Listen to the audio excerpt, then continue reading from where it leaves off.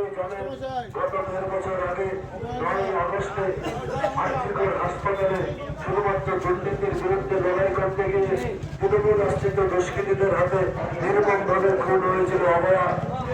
সেই দুষ্কৃতীরা আজও রাস্তায় ঘুরে বেড়াচ্ছে যাওয়ার বোতল খুলে। সেই দুষ্কৃতীদের বাঁচানোর জন্য বর্তমান রাজ্য সরকার মাননীয় মুখ্যমন্ত্রী মমতা বন্দ্যোপাধ্যায় লক্ষ লক্ষ টাকা খরচা করে আদালতে অঙ্গীকার করিয়েছেন দুষ্কৃতীরা যেন সাজানো হয়,